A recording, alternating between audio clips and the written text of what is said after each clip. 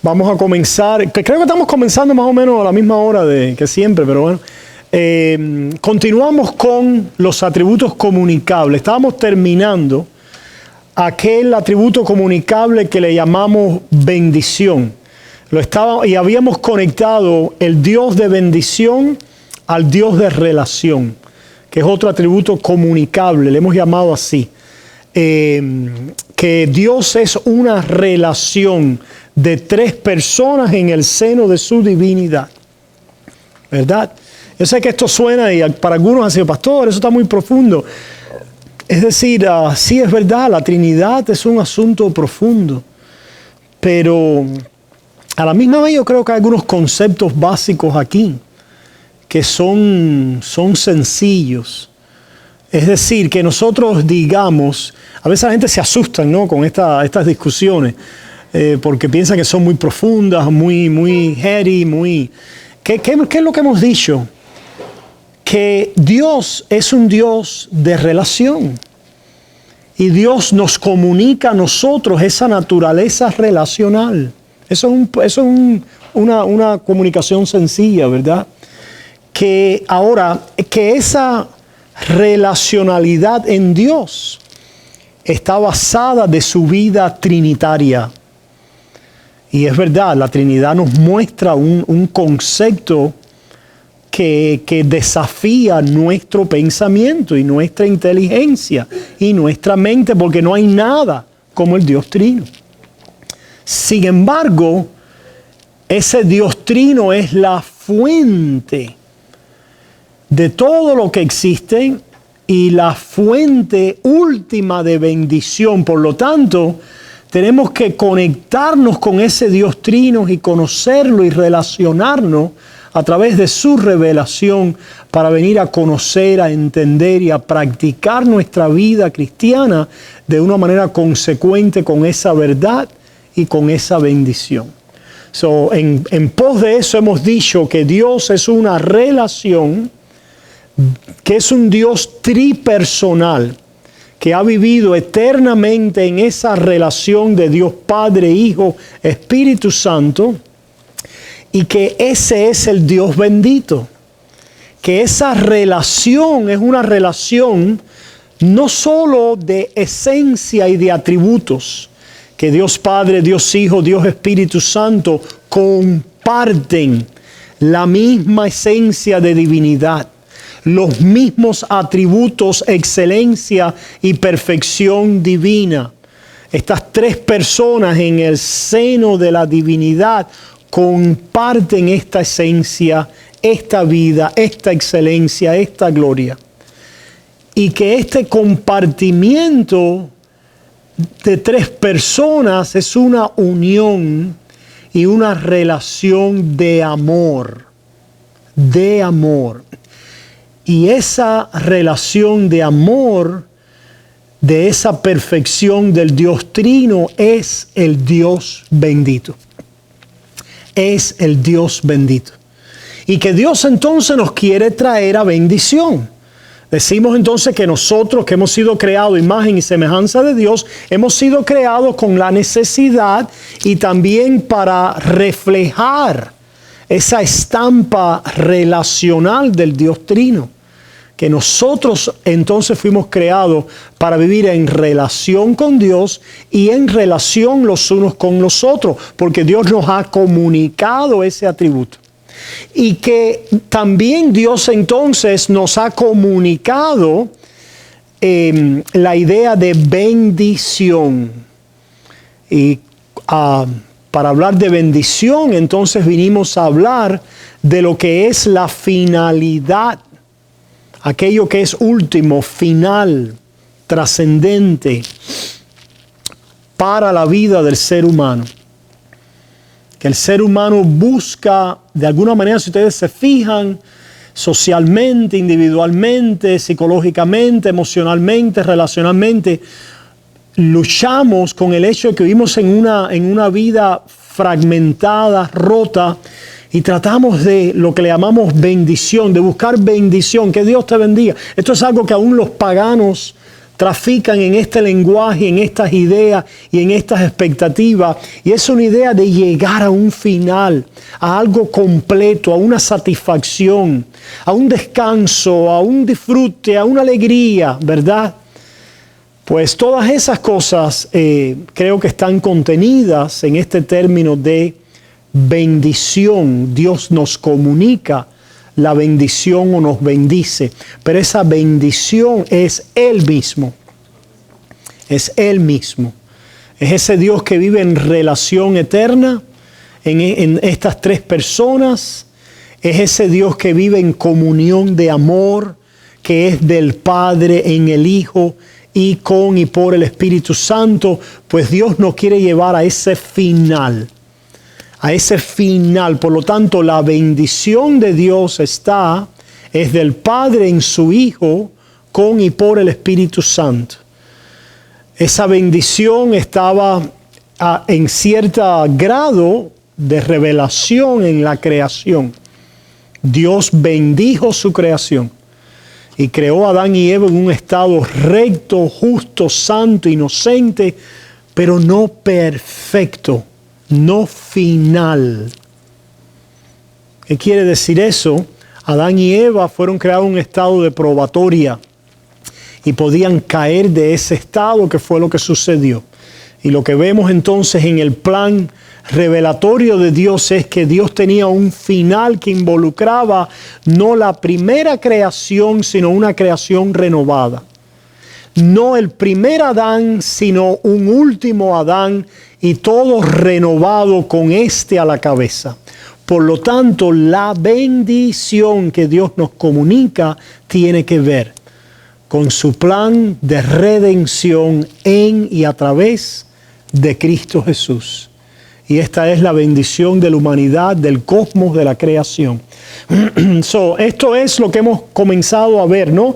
Que de ese seno del Dios Trino, donde la bendición del Padre en el Hijo, en ese estado perfecto, satisfecho, alegre, eternamente bendecido del Padre en el Hijo y con la procesión del Espíritu Santo en esta comunión de amor, Dios en sus obras externas, tanto en la creación y finalmente y eminentemente en la redención, vemos su obra trinitaria.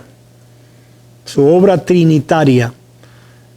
Y en estos atributos comunicables vemos este patrón trinitario en la forma en que Dios obra y nos comunica y nos entrega su bendición, ¿verdad? Nos entrega aquellas cosas que Él ha estado obrando y haciendo. Con eso en mente, vayamos hoy a Juan 5.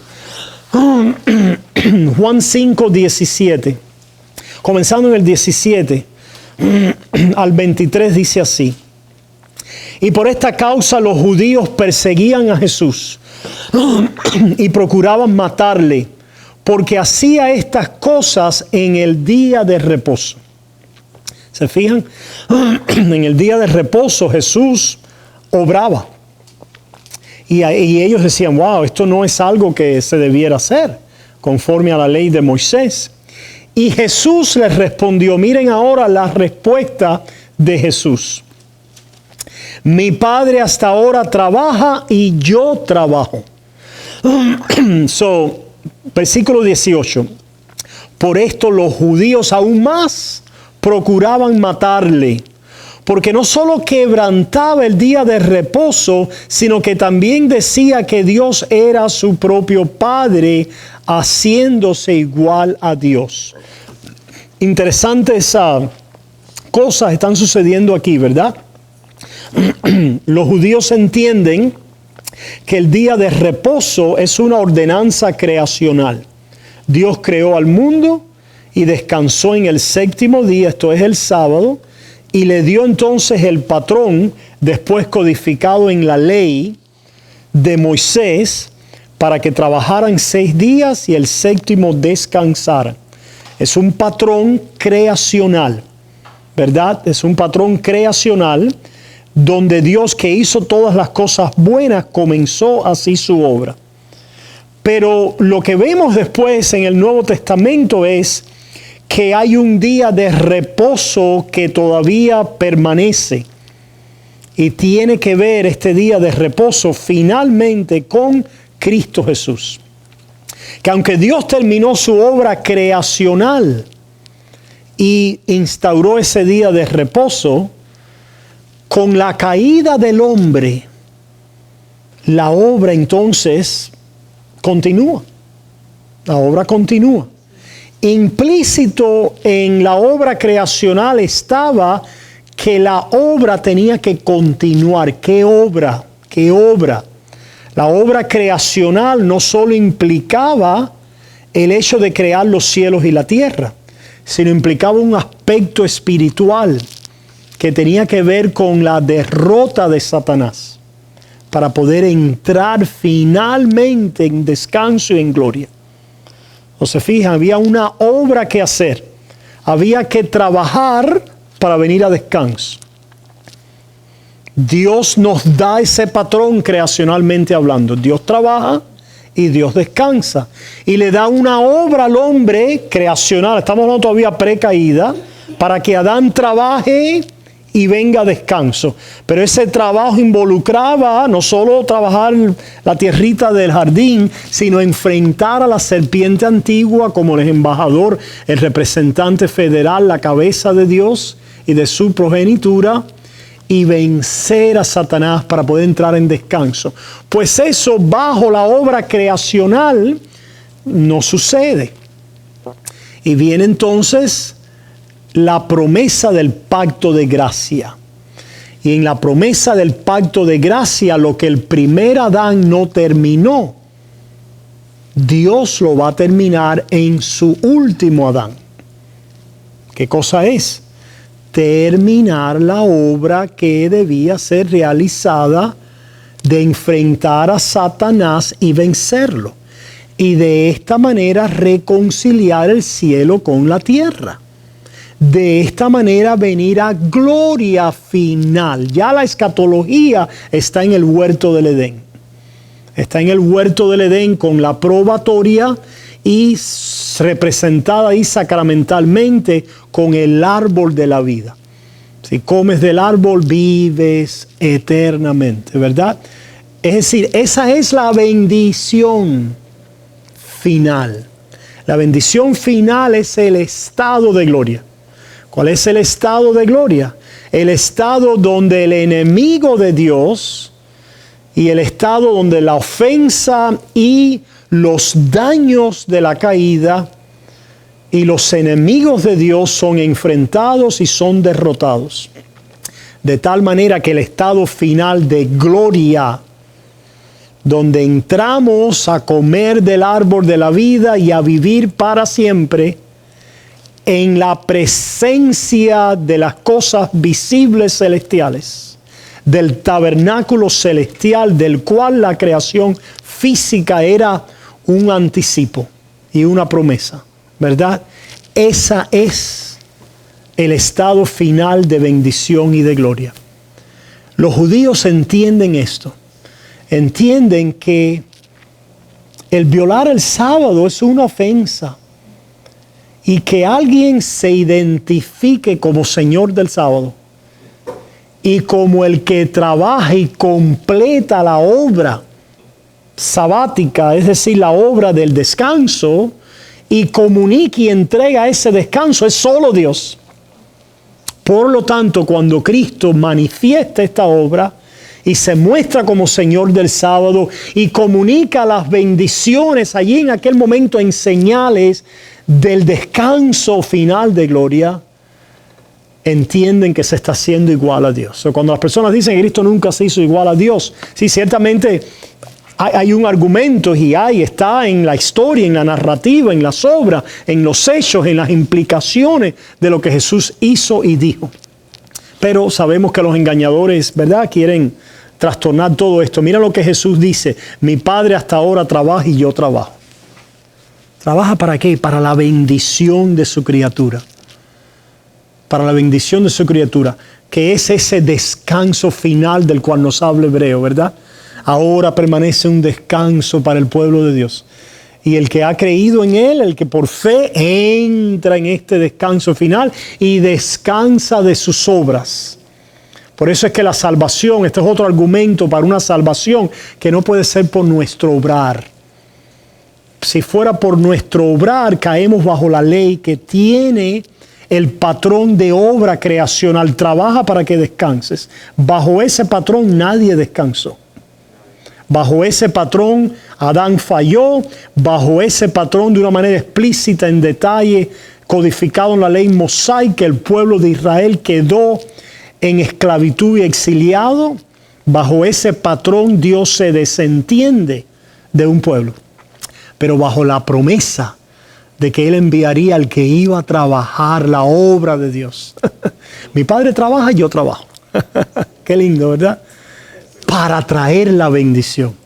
Para traer la bendición. Se fijan ahora aquí también el patrón trinitario. Es la obra del Padre, pero es la obra del Padre en y a través del Hijo.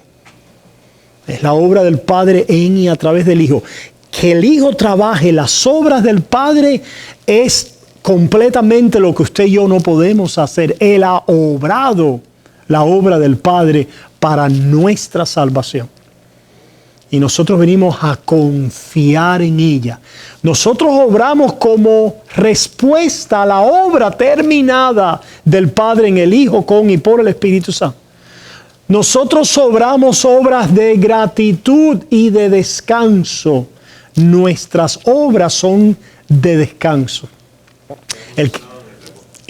Son de reposo. No obramos para ser, esto tiene implicaciones grandes. Nosotros no obramos para ser bendecidos, sino obramos porque ya hemos sido bendecidos. Porque ya, ¿cuál es la bendición? El estado de descanso, el estado de gloria, la reconciliación con el Padre, el reino eterno, el ser ya completos en Cristo Jesús. Eso ya lo tenemos por gracia a través de la fe solo en Cristo Jesús. ¿Se fijan? Tristemente lo que oímos hoy es: obra para que seas bendecido, haz esto para que Dios te bendiga, etc. Y eso simplemente es un mal entendimiento del Antiguo Testamento y del Pacto Mosaico. El Pacto Mosaico sí hablaba así, pero hablaba así pedagógicamente o tutorialmente para traernos al descanso en Cristo, viendo que el pueblo de Israel nunca pudo llegar a la bendición prometida a través y bajo los términos del Pacto Mosaico. Que solo hemos podido entrar en lo que había sido prometido, en esa bendición del nuevo pacto. Y de ese descanso y de ese nuevo corazón, de esa obediencia con un corazón circuncidado por gracia a través de la fe. Nosotros, cada vez que alguien, y esto es algo que fue un tema debatido, han sido temas de controversia, de debate, de lucha entre nosotros con muchos. Porque Dios te bendice si haces esto, esto y aquello. Y la pregunta mía es: ¿y cuál es la bendición con la cual Él me bendice? Si yo obedezco.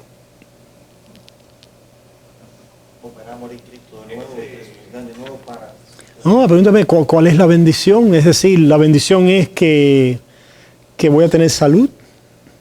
¿O la bendición es que me van a ir bien las cosas en el hogar? Lo amarramos a las cosas terrenales. Lo amarramos a las cosas.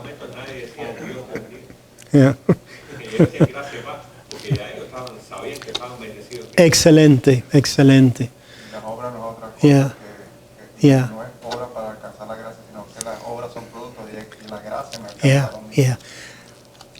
Lo que entonces nosotros formulamos, creemos con la palabra de Dios, es que en Cristo ya estamos bendecidos.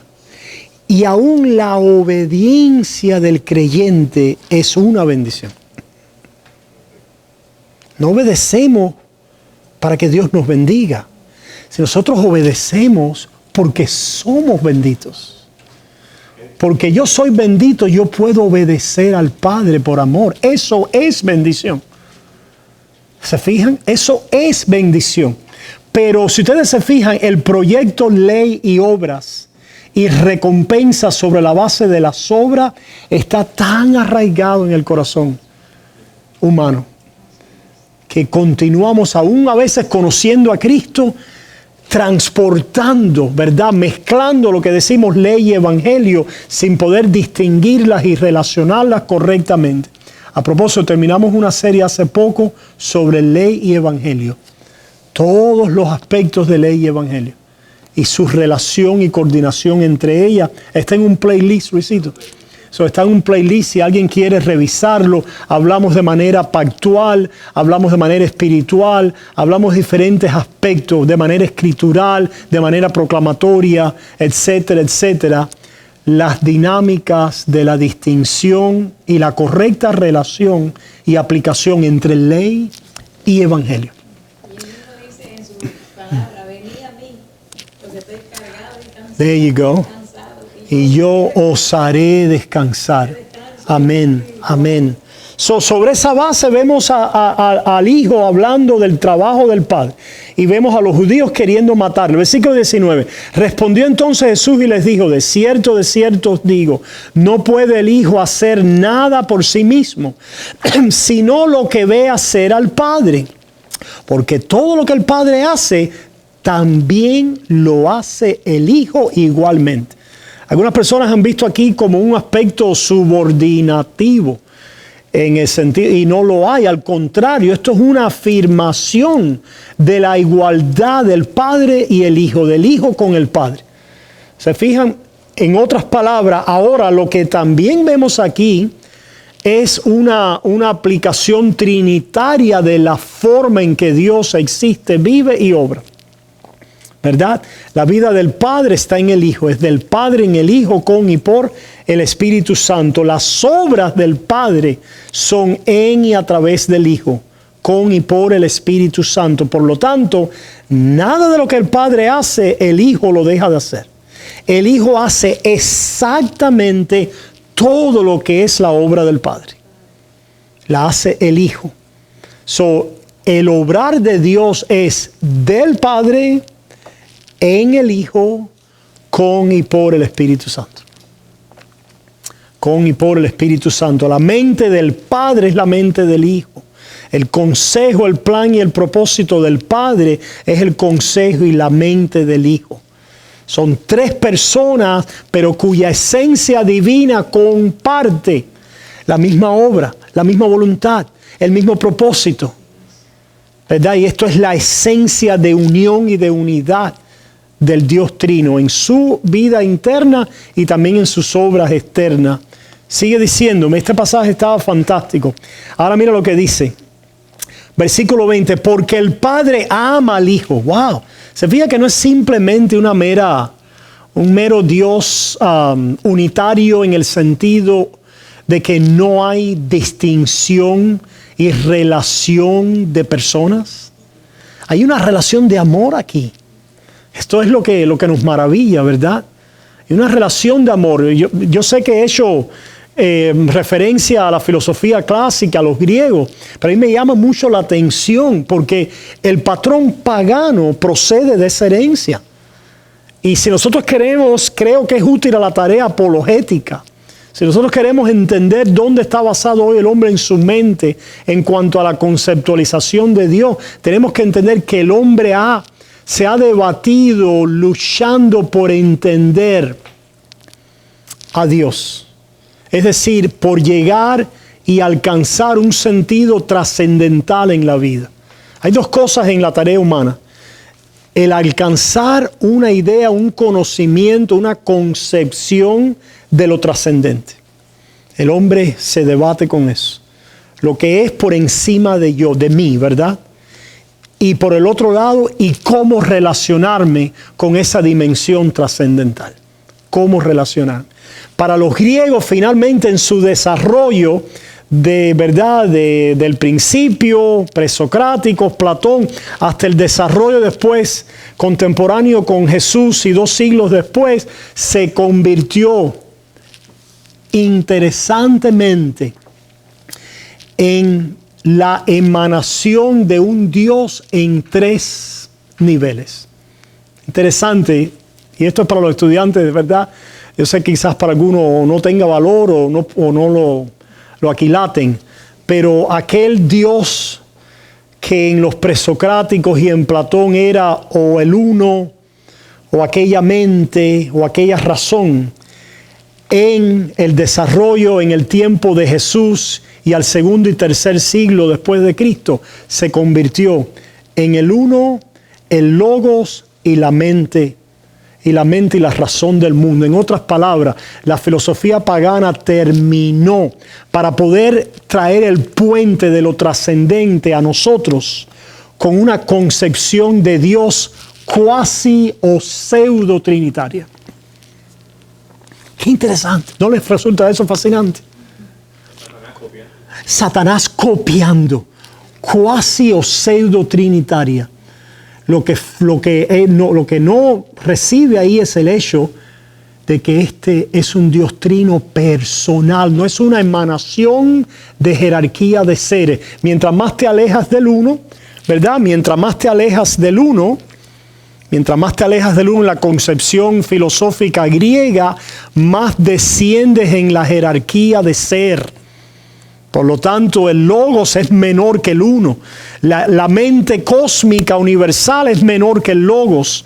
La razón y el alma del hombre es menor que estas otras tres emanaciones del uno. Pero en el Dios Trino, el Padre, el Hijo y el Espíritu Santo, los tres son divinos. Comparten la divinidad en una unidad esencial de naturaleza y de atributos divinos. Y este compartimiento de relación es una relación de amor. De amor. Y Dios entonces nos comunica esto. Nos comunica para... ¿Qué pasa entonces en la concepción pagana? En cuanto a las concepciones de Dios. En última instancia, eso volver a ¿dónde? A una conciencia universal, o elevarnos quizás a una inteligencia o raciocinio divino, pero en una contemplación o elevación mística universal, etcétera, etcétera. Pero como no hay una esencia en verdad del Dios Trino en relación de amor, no hay una doctrina de salvación, de ser restaurados a ese amor y a esa relación con el Dios tripersonal. ¿Se fijan? Seguimos leyendo el pasaje. Dice, el Padre ama al Hijo y le muestra todas las cosas que Él hace. Y mayores obras que estas le mostrará, de modo que vosotros os maravilléis. ¿Qué obras son? Es la obra de redención, que tiene que ver con la resurrección de los muertos, que tiene que ver con la consumación de una nueva creación, la regeneración de todas las cosas. Y el Señor aquí habla de ellas. Dice versículo 21, porque como el Padre levanta a los muertos y les da vida, así también el Hijo a los que quiere da vida. El dar vida es un atributo divino, una comunicación divina, el dar vida a los muertos. El crear es un atributo divino, pues Cristo crea, ¿verdad? El resucitar y dar vida espiritual es una obra divina, pues Cristo resucita y da vida. Es la obra del Padre, pero es la obra del Padre en el Hijo. Se fija en el patrón trinitario aquí también. Porque como el Padre levanta a los muertos y le da vida, así también el Hijo a los que quiere da vida. Porque el Padre a nadie juzga, sino que todo el juicio dio al Hijo. ¿Se fijan cómo se mantiene el patrón? Todo lo que usted quiera decir acerca de la obra de Dios lo va a decir del Padre en y a través del Hijo, con y por el Espíritu Santo. El Padre trabaja en el Hijo. El Padre da vida en el Hijo. El Padre juzga en el Hijo. El Padre crea en el Hijo. El Padre redime en el Hijo. El Padre escoge en el Hijo. El Padre se refleja en el Hijo. El Padre radia gloria en y a través del Hijo, con y por con la procesión del Espíritu Santo de ambos. ¿Se fijan? Dice ahora, y esto nos lleva a otra verdad consecuente, para que todos honren al Hijo como honran al Padre. ¿Cómo honramos al Padre? En y a través del Hijo. En y a través del Hijo. El que honra al Hijo, honra al Padre. Para que todos honren al Hijo como honran al Padre. El que no honra al Hijo, no honra al Padre que le envió. ¿Se fijan? El honrar al Hijo en la concepción trinitaria de la revelación bíblica es la única manera de honrar al Padre. Una ilustración similar. Yeah. ¿Cómo vas a amar a Dios a quien no has visto? Yeah. En este caso, si a mi hijo que no viste, Ciertamente. no lo honra, no. Sí, pues, el que tiene al Hijo tiene al Padre. El que me ha visto a mí ha visto al Padre. Ciertamente ellos, es decir, vieron, lo que hizo Dios fue que se encarnó, no necesariamente, ciertamente la encarnación tú la ves, la tocas. Eso era muy importante, que no confiese que Cristo ha venido en carne, porque Él ha venido a terminar la obra para una creación en carne, en materia, en cuerpo. Eso es otro aspecto también de la concepción pagana filosófica que se separa del cristianismo. Que Dios envió. Bien claro. El que no viene a mí no va al Padre. No, ciertamente. Dios entonces envió al Hijo, testificó de Él en carne, ascendió en gloria, precisamente para asegurar, traer confianza a sus promesas cumplidas de resurrección, renovación de todo el cosmos y toda la creación. ¿Te fijas? Ese es el plan de Dios para su creación, con el Hijo a la cabeza. Y de esa manera el Padre es honrado. Versículo 24, de cierto os digo, el que oye mi palabra y cree al que me envió, tiene vida eterna. Y no vendrá condenación, mas ha pasado de muerte a vida. ¡Wow! ¿Cómo nosotros sabemos que hemos pasado de muerte a vida? Porque hemos recibido la palabra de Cristo, que es la palabra del Padre, que es el mensaje del Padre. Recibir la palabra de Cristo, al recibir la revelación y el testimonio del Padre en el Hijo y en su obra, con y por el Espíritu Santo, nos da testimonio de que somos hijos de Dios, de que hemos recibido esta verdad y de que hemos pasado de muerte a vida. Esa es la primera línea, es lo que oímos a Pablo en Romanos. El Espíritu mismo testifica a nuestro espíritu. ¿Qué testifica? Abba. ¿Y cómo es que le decimos Abba? Por Cristo. Abba es el Padre, Cristo es el Hijo. Nosotros, adoptados en el Hijo, le decimos papá, Padre, por el Espíritu Santo, que nos guía a esa confesión. Qué lindo, ¿verdad? Esto es sencillo, pero es profundo. Es algo asombroso, es algo... Si no fuese por el Espíritu. Implica esta obra trinitaria de la salvación del Padre en el Hijo. Es en el Hijo, no es en nosotros. Si alguien le dice Señor, Señor, pero es en la falsedad de ¿quién? De los fariseos, porque estaban en su obra y ellos hacían esto y aquello, pues apartados de mí, nunca os conocí. Son hacedores de maldad. Porque la única manera de hacer alguna obra de confianza en realidad es por la fe en el Hijo. Son las únicas que valen y no somos salvos por esa obra, sino ellas testifican del amor que le tenemos al Hijo, cuya obra nos ha salvado. Esto es lo que hizo Lutero en contra de la Iglesia Católica Romana.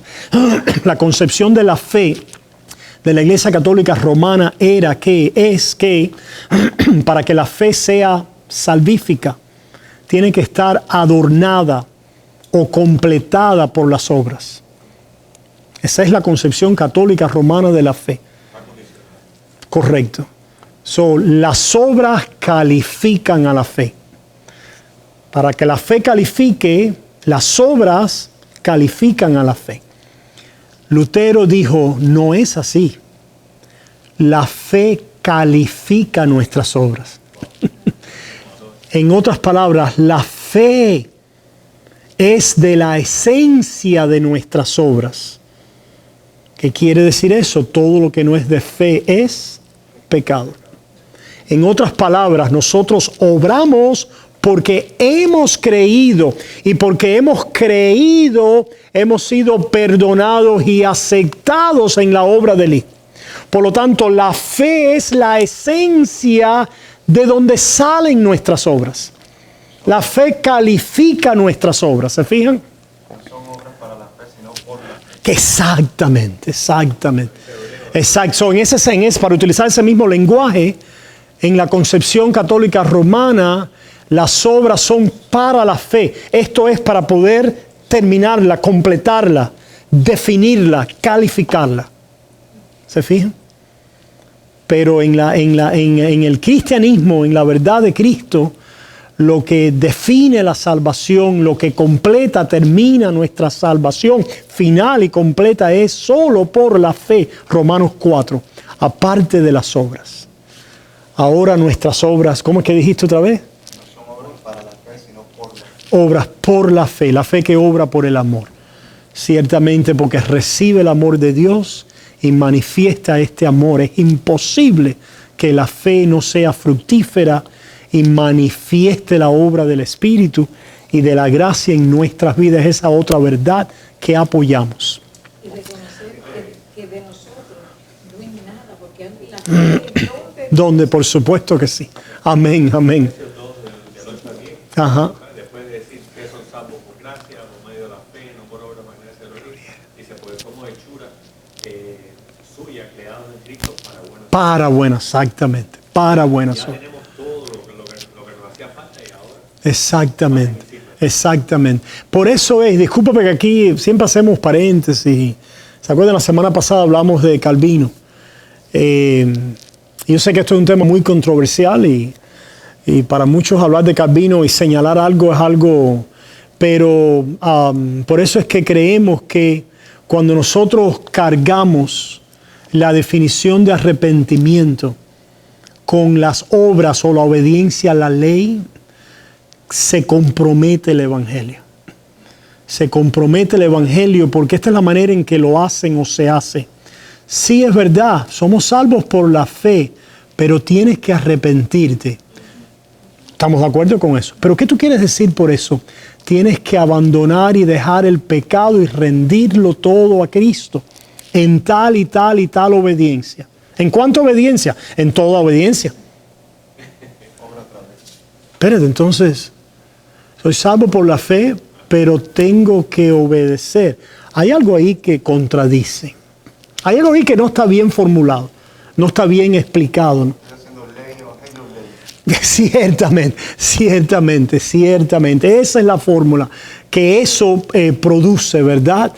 Y ciertamente cuando se conceptualiza el arrepentimiento como tal, como la obediencia de la regeneración o de la santificación, que es como Calvino la definió, nos da pauta, ¿verdad?, a este arrastre. Creemos que aquí Lutero habló mejor cuando antes de Calvino dijo el arrepentimiento es esa contrición de la convicción y el dolor del pecado que nos lleva junto con la persuasión de la misericordia divina a confianza en Cristo para nuestra salvación. No lo desliga de la fe. Es decir, para hablar de arrepentimiento hay que hablar de fe. Nunca la definición de arrepentimiento está completa sin la definición de fe. Y nunca la definición de fe está completa sin la definición de arrepentimiento. Porque son dos caras de una misma moneda, porque la fe y el arrepentimiento es el instrumento para recibir la obra de Dios. No recibimos la obra de Dios en ningún aspecto obedeciendo la ley. sino el arrepentimiento que nos muestra nuestra deficiencia, carestía y falta de justicia, cambia nuestra mente acerca del pecado y mi naturaleza y mi condición, me muestra mi culpabilidad, lo cual hiere y lacera y duele nuestro corazón, pero conjunto con la fe nos trae la persuasión de la misericordia y del perdón en Cristo. Eso es arrepentimiento y fe. De ahí salen los frutos de arrepentimiento. ¿Qué es la obediencia? Los frutos de arrepentimiento propiamente es la categoría donde debemos asignar la obediencia. Propiamente hablando, ¿verdad? Vamos a decir técnicamente hablando, hacemos frutos dignos de arrepentimiento. El arrepentimiento y su fruto no es lo mismo. No es lo mismo. Hay una distinción, están estrechamente relacionadas, pero están relacionadas como causa y efecto. Y yo digo aquí, y lo hago de una manera, ¿verdad? Ese silogismo en el sentido de que cuando llueve el piso se moja, pero el piso mojado no es la lluvia. ¿Right? Cuando llueve el piso se moja, pero el piso mojado no es la lluvia. Cuando uno se arrepiente, uno obedece, pero la obediencia no es el arrepentimiento. Si nosotros mantenemos eso claro, cuánta luz se abre a nuestro camino. Cuánta luz se abre a nuestro camino. Y es algo básico, es algo fundamental. Y bueno, esa ha sido también fuente de contención, de batalla y de lucha. Algunos nos han entendido y otros no. Pero continuamos con esa formulación, creemos que es bíblica. Adelante, Teófilo. Yo digo que por mi persona, vaya, como se llama, el Señor es el que nos convierte. Claro. El Señor nos convierte, porque ¿qué hubiera sido de mí? Como yo estar y todo, y yo adorar y todo. Yo no podía. Por supuesto, Teófilo. Si Él nos quita, seguro. Claro. Y pone en mí el don de la fe para que yo viera Amén. la luz de Claro. Cristo. Yo no Nunca hubieras hecho, claro que sí. Excelente, Teófilo. nunca hubiera sido yo salva. Amén. Mire, el Señor, Él es el que hace esa obra en el corazón y la mente en nosotros. Amén y amén. Para poder Venir arrepentimiento y fe, correcto. A propósito, otra cosa, por eso es que Calvino decía que primero viene la fe y que el arrepentimiento es consecuencia y fruto de la fe. Muy interesante. Es muy interesante. Búscalo después en los institutos de la religión cristiana. Por eso es que Calvino tiene el arrepentimiento como fruto de fe, por la forma en que él lo define. Pero el arrepentimiento no es un fruto de fe. El arrepentimiento se da junto con la fe. Lo que es un fruto de fe y arrepentimiento es la obediencia, la gratitud, el amor y los frutos. ¿Se fijan?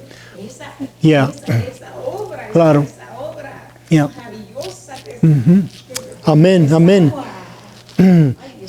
Sigue diciendo aquí, de cierto os digo, el que oye mi palabra y queda que me envió tiene vida eterna. No vendrá a condenación, mas ha pasado de muerte a vida. 25, de cierto os digo, viene la hora y ahora es, cuando los muertos oirán la voz del Hijo de Dios y los que la oyeren vivirán. A propósito, esta es la primera resurrección. Esta es la primera resurrección. ¿Verdad? Que oímos ahora es, dice Jesús. Los muertos oyen la voz de Dios. ¿Qué muertos? Los muertos espirituales. Los que estamos muertos en delitos y pecados. Oímos la voz de Dios, que es la voz del Padre en el Hijo. Mis ovejas oyen mi voz y vienen a mí. Todo lo que el Padre me da vendrá a mí. ¿Verdad? Tengo ovejas que son de otros rediles, etcétera, etcétera. ¿Verdad? El que oye la voz de Dios, mis ovejas oyen mi voz y las reconocen la voz del pastor. Dice, oirán la voz del Hijo de Dios y los que la oyeren vivirán. Los que la oyeren, oír, la palabra oír en el griego akúo tiene la connotación de obedecer. Tiene la connotación, a propósito, otra confusión, la obediencia de la fe. Ahí está, la obediencia de la fe involucra obedecer y creer y obedecer la ley. No, la obediencia de la fe es un término encompasivo de creer en el Hijo, de recibir su palabra. Acuo es el oír, que es el recibir o obedecer. Los que oyeren la voz de Dios, los que obedecieren, vivirán. Porque como el Padre, ahora miren una vez más, como el Padre tiene vida en sí mismo, así también ha dado al Hijo tener vida en sí mismo. ¿Se fija? Esa vida que tiene el Padre es la vida del Hijo. No ha habido un momento en la eternidad pasada donde el Hijo no ha tenido vida en sí mismo, que es la vida del Padre. En esa relación y en ese compartimiento sustancial y esencial de vida, la generación eterna del Hijo. La generación eterna del Hijo. El Hijo del Padre, la vida del Padre está en el Hijo. Se fijan los patrones trinitarios. Está en el Hijo, con y por el Espíritu Santo. Pues el Señor aquí también lo habla y lo aplica a la salvación. Cuando dice, como el Padre tiene vida en sí mismo, así también ha dado al Hijo el tener vida en sí mismo. Y también le dio autoridad de hacer juicio por cuanto es el Hijo del Hombre. No os maravilléis de esto, porque vendrá hora cuando todos los que están en los sepulcros oirán su voz, y los que hicieron lo bueno. Ahí está, los que hicieron lo bueno, la obediencia a la ley. Los que hicieron lo bueno. ¿Qué es lo bueno, hermanos? Recibir la palabra de Dios. Recibir el testimonio que Dios ha dado de su Hijo. Ciertamente eso nos comienza a ser buenos, porque comenzamos a obedecerle y a tener buenas obras por amor. Pero no porque esas obras sean la base de la calificación en el juicio final. Esto es otra cosa que algunos grandes voces, aún en el campo reformado, han formulado y han estado propagando la idea de una justificación final. Y voy a decir el nombre porque es que ha sido, muchos lo creen así, pero ha sido popularizada y movida mucho por John Piper. El hecho de que somos salvos inicialmente, aceptados y justificados por la fe solamente, pero hay una justificación final que es por obras.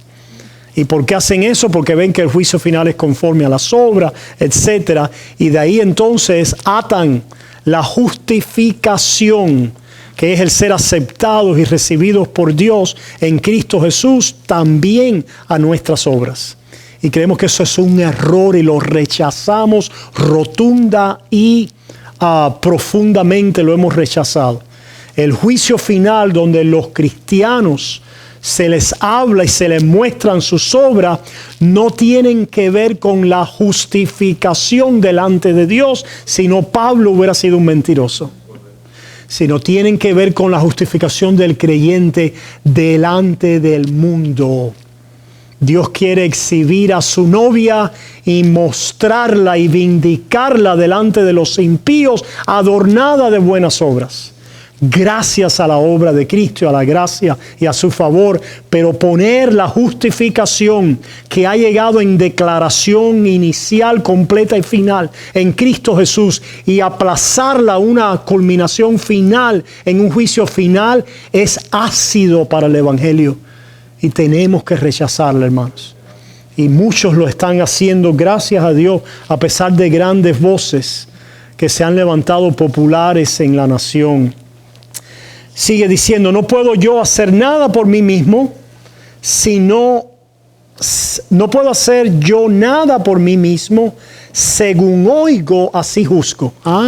Él oye todo lo que ¿qué? Del Padre. Él oye todo lo que el Padre, porque lo oye del Padre con y por el Espíritu Santo. Ahí se fijan el conocimiento de Dios de sí mismo, este conocimiento que está en el Hijo, este conocimiento que es con y por el Espíritu Santo. El Espíritu Santo sabe todas las cosas, aún lo profundo de Dios. ¿Y qué es lo que conoce el Padre? Conoce al Hijo con y por el Espíritu Santo, que es su propia esencia y su propia vida, generada por paternidad en el Hijo, por filiación del Hijo y por procesión del Espíritu Santo. Y esa vida Ese conocimiento, ¿se fijan? Es un conocimiento no solo racional, como señalábamos la semana pasada, sino es un conocimiento relacional de amor, de intimidad, que es un conocimiento bendito, es decir, es un conocimiento de la bendición de este Dios en su relación en sí mismo. Pues este conocimiento, que aunque no es solo racional o intelectual, no es menos que eso. No es menos que eso, ¿verdad? So, requiere el ascensus, la notitia, lo requiere y el ascensus, pero también es más. ¿Por qué? Porque viene entonces a nuestra vida con el consuelo y la bendición de la relación y el compartir con el Dios Trino. Y este es el conocimiento de Dios, ¿verdad? Dice, según oigo, así juzgo y mi juicio es justo, porque no busco mi voluntad, sino la voluntad del que me envió, la del Padre. ¿Se fijan? El Padre, el Hijo y el Espíritu Santo tienen una misma voluntad. Una misma voluntad. Otra desviación, vamos a decir contemporánea, va hacia el siglo pasado de algunos, vamos a decir, exponentes también y maestros y teólogos del campo reformado, es la idea de una Trinidad social. Es la idea de que hay una distinción más profunda entre las tres personas de la Trinidad, donde cada una de las personas tiene una voluntad y una mente y se une, pero la unión es tal que se le puede llamar una unión social, algo así como una corporación, donde nosotros podemos estar en el board de la corporación, pero cada uno tiene una mente y cada uno tiene una voluntad y cada uno, ¿verdad?, tiene su propio ser. La esencia unitaria de Dios es que Dios es una mente, una voluntad, un propósito, un consejo compartido en esa relacionalidad de Dios Padre, Dios Hijo y Dios Espíritu Santo. Lo que vamos a ver cuando vayamos a la Trinidad es que lo que diferencia a estas tres personas es este modo de origen o de existencia, ¿verdad? El Padre no es de nadie, el Hijo es del Padre, generado eternamente, ¿verdad? El Hijo no procede, el Hijo es generado del Padre eternamente.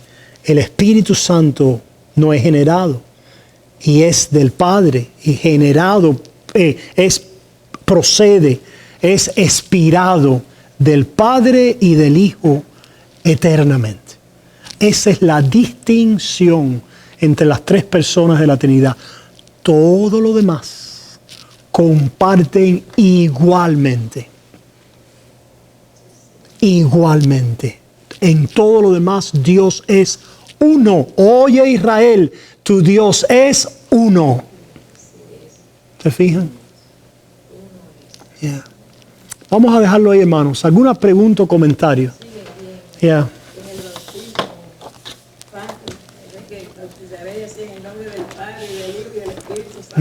Amén, amén. Yeah. Recordando cuando usted estaba hablando sobre que las ovejas oyen tu voz, y recordaba que yo vine a escuchar de campo reformado fue aquí cuando vine a Estados Unidos. Sin embargo, desde jovencito yo crecí en el Evangelio. Yo leía Juan 3:16 y yo no tenía la preparación ni entendía. Vine a escuchar de campo reformado aquí en Estados Unidos. Pero cuando yo leía Juan 3:16, para que todo aquel que en él crea, yo decía, para creer hay que tener fe. Y la fe no es algo que procede de mí, es un don de Dios. Por lo tanto, yo no hago nada para ser salvo a fin de cuentas. La salvación es de Dios. Y fíjese cómo Dios lo enseñaba de una manera tan sencilla,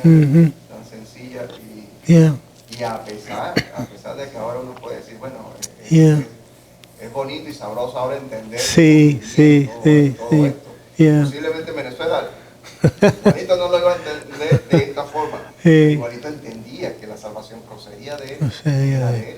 Yeah. Igualito era salvo aunque no tenías. Yo entendía Yeah, eso porque así me lo había revelado él. Correcto, correcto. La salvación Yeah. es todo lo que tú puedas pensar que viene de mí. Yeah. Cuando yo acá que veo esto es lo que yo pensaba en Venezuela, pero nadie me enseñaba. Entonces Sí, sí. es bonito ver cómo